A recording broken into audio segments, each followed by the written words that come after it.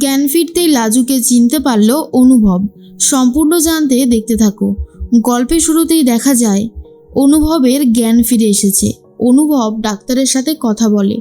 ডাক্তারবাবু বলে, আপনি শরীরটাকে কেমন অনুভব করছেন? আপনার কি কোথাও ব্যথা ট্যাথা হচ্ছে? অনুভব বলে, আমার কি হয়েছিল?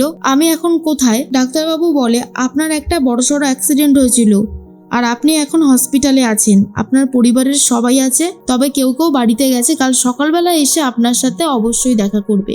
এরপরে অনুভব পুরোটা বোঝার চেষ্টা করে কি হয়ে গেল। অন্যদিকে জেঠিমণির সাথে কথা বলে আর বলে, কতদিন ধরে আমরা সবাই মিলে যেন একটা যুদ্ধ করলাম, আর সেই যুদ্ধে অবশেষে আমরা জয়ী হতে পেরেছি। তখনই জেঠিমণি বলে, এই সব কিছুই হয়েছে হয়তো লাজুর জন্য। লাজুর যদি ওই বুদ্ধিটা না থাকতো তাহলে হয়তো এতক্ষণে অনুভব সুস্থ হতে পারতো না। ভাগ্যিস ও ডাক্তারবাবুকে বলেছিল ওর কিসে অসুবিধা আছে। তারপরে এই ভোলে বাবার আশীর্বাদী ফুল অনুভবের মাথায় ছোঁয়াতেই যেন তাড়াতাড়ি করে অনুভব সুস্থ হয়ে উঠল।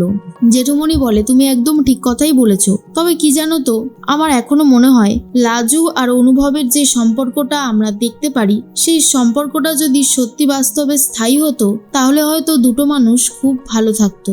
জেঠিমণি বলে, কি বলছোটা কি তুমি? তোমার কি মাথা টাথা খারাপ হয়ে গেল নাকি? আমরা একান্নবর্তী পরিবারে বাস করি, এখানে আমাদের সমাজকে নিয়ে বাস করতে হয়। তুমি বুঝতে পারছো যে তুমি কোন কথা বলছো? তখন জেঠুমণি বলে, কেন বুঝতে পারবো না? এই সব কিছুর ঊর্ধ্বে দুটো মানুষের ভালো থাকা। যদি দুটো মানুষ দুটো মানুষকে ভালোবাসে তাহলে সমস্যাটা কোথায়? আমি তো এটাই বুঝে উঠতে পারছি না। আর আমি যে কোনো কিছু ভুল বলছি না সেটা হয়তো তুমি বুঝতে পারছো। বনলতা আর অনুভবের যে সম্পর্ক সেটা কতদিন স্থায়ী থাকে সেটা একটা দেখার বিষয়। কারণ অনুভব একদমই পছন্দ করে না বনলতাকে। সেক্ষেত্রে দুজনের সংসারটা কতদিন টিকবে আমি জানি না। এর মাঝখানেই তখন জেঠিমণি বলে, তবে আমি একটা কথা জানি, অনুভব আর লাজুর বিয়ে হওয়া এতটাও সহজ ব্যাপার নয়। এদিকে লাজু ঠাম্মির কাছে খুবই কান্নাকাটি করতে থাকলে ঠাম্মি তখন বলে, কাঁদিস না, এইভাবে কাঁদলে হয়? দেখ না, তোর জন্য দাদুভাই সুস্থ হয়ে উঠেছে। আমার তো খুব আনন্দ হচ্ছে। সবাই যখন দাদুভাইকে নিয়ে কান্নায় ব্যস্ত তখন আমার একটা কথাই মনে হয়েছিল, যত তাড়াতাড়ি সম্ভব আমি তোকে এখানে নিয়ে আসবো। তুই এসে দাদুভাইকে সুস্থ করতে পারবি। ঘুমের ঘরে দাদুভাই শুধু তোর নামই নিচ্ছিল। তখন লাজু বলে, ঠাম্মি সব কিছু আমার জন্যই হয়েছে। শুনে তো ঠাম্মি অবাক হয়ে যায় আর বলে, কেন রে এইসব কথা বলছিস? লাজু বলে, কারণটা হলো সেদিনকার যখন ও আমাকে অপমান করছিল, কথা শোনাচ্ছিল, আমিও রেগে গিয়ে কয়েকটা কথা বলে দিয়েছিলাম। সেই জন্যই হয়তো ও রেগে গিয়ে গাড়ি চালাতেই এই বিপত্তিটা ঘটে গেছে। আমি কখনোই চাইনি এত বড় বিপদ ওর সাথে ঘটুক। আসলে সবসময় এত বকাবকি করে, আমিও সহ্য করতে না পেরে বলেছিলাম। ঠাম্মি বলে, আমি বিশ্বাস করি না তোর জন্য আমার দাদুভাইয়ের কোনো ক্ষতি হতে পারে। তুই সবসময় ওর ভালো চেয়েছিস, আমাদের পরিবারের ভালো চেয়েছিস, সেটা আমি জানি। তাই এটা আমি কখনোই বিশ্বাস করব না। লাজু কান্নাকাটি করলে ঠাম্মি লাজুর চোখের জল মুছিয়ে দেয় আর বলে, আমাদের অনুভব তো এখন সুস্থ হয়ে গেছে, তাই এসব না ভাবলেও হবে। সকাল হতেই লাজু যাবে হসপিটালে, তাই রেডি হচ্ছিল। বনলতা এসে বলে, আমি তোর কাছে হাত জোড় করছি, তুই দয়া করে আমার স্বামীর জীবন থেকে সরে যা। আমার স্বামীকে নিয়ে আমায় ভালো থাকতে দে। তুই যদি বারবার করে আমার আর অনুভবের মাঝে চলে আসিস তাহলে আমাদের সংসারটা কোনোদিনও আর গড়া হবে না। তুই বুঝতে পারছিস কি আমি বলছি?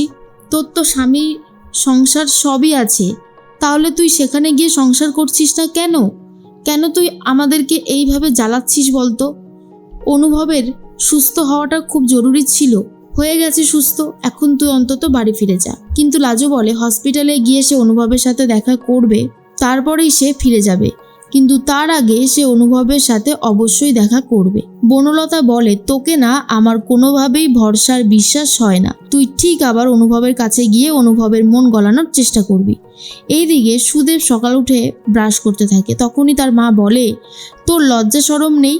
তুই ওই মেয়ের কাছে আবার গেছিস কি করতে তুই গেছিস? ওই মেয়ে তোর সাথে সংসার করবে না, ও ওর নাগরের সাথেই থাকবে। তাহলে তুই কেন যাচ্ছিস বারবার করে ওকে ফিরিয়ে আনতে?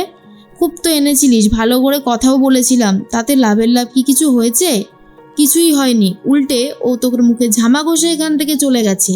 ওই মেয়েকে আর কখনোই এই বাড়িতে ফিরিয়ে আনবি না সুদেব। কিন্তু সুদেব ভাবে ওই মেয়েকে সে কোনোভাবেই ছাড়বে না। লাজু তার স্ত্রীকে সে বাড়িতে এনেই রাখবে। এর মাঝখানেই অনুভব তার মাকে দেখে চিনতে পারে, আর মা বলে ডাকতেই খুব খুশি হয়ে যায় স্ত্রী। বলে, তুই আমাকে চিনেছিস বাবা? তোর ওপর আমার কত রাগ হচ্ছিল জানিস? তুই একবারও আমাদের কথা ভাবলি না। ওইভাবে জোরে কেউ গাড়ি চালায়? তোকে যে ফিরে পেয়েছি এটাই ঈশ্বরের কাছে অনেক অনেক কৃতজ্ঞ। এরপর অনুভবের কাছে চলে আসে জেঠুমণি।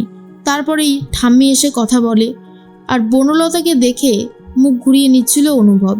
স্ত্রী তখন বলে, কিরে, তুই ওকে চিনতে পারছিস না? ও তোর স্ত্রী বনলতা। এরপরে বনলতার সাথে বিয়ে হওয়ার মুহূর্তের কথা অনুভবের মনে পড়ে যায়, আর যথারীতি অনুভব বনলতাকে চিনতে পারে। কিন্তু এরপর রয়েছে লাজু।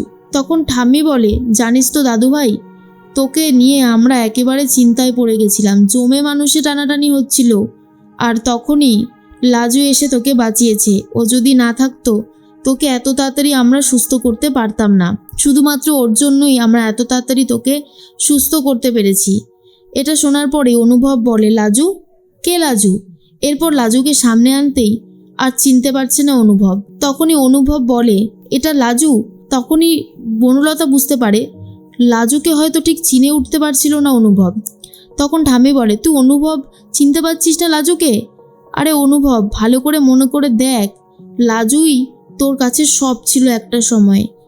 এরপরই যথারীতি মনে করতে না পারায় ছটপট করতে থাকে অনুভব। ডাক্তারবাবু বলে, প্লিজ আপনারা এখন একটু বাইরে যান, আমাকে দেখে নিতে দিন।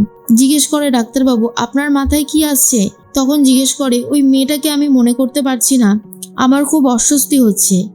ডাক্তারবাবু বলে, একটু শান্ত হন, রিল্যাক্স করুন, আর আস্তে আস্তে মনে করার চেষ্টা করুন। পারবেন, মনে করতে পারবেন, কিন্তু একটু সময় লাগবে। সময়টা নিয়ে অনুভব ভাবনা চিন্তা করে। বনলতা বলে, লাজুকে যদি সত্যি চিনতে না পারে, থেকে ভালো কিছু বোধহয় আর হতে পারে না। লাজু তো খুবই কান্নাকাটি করে। তখন ঠাম্মি বলে, একদম কাঁদবি না। দেখ, অনুভবের হয়তো মনে পড়ছে না ঠিকই, তবে একটু সময় দিলে ঠিকই ও মনে করতে পারবে, কিন্তু তুই এইভাবে চোখের জল ফেলিস না। ঠাম্মি ঠিক করে লাজুকে আরও একবার অনুভবের কেবিনে পাঠাবে, আর অনুভব যেন লাজুকে চিনতে পারে সেই চেষ্টাই করে যাচ্ছে ঠাম্মি। কিন্তু বনলতা এটাকে মেনে নিতে পারে না। বনলতা ভাবে, যদি সত্যি অনুভব আবারও চিনতে পারে তাহলে তার কপালে অশেষ দুঃখ আছে। এদিকে লাজু ভাবে, খিটকেল যদি আমাকে চিনতে নাই পারে তাহলে আমিও আর খিটকেলের সামনে যাব না।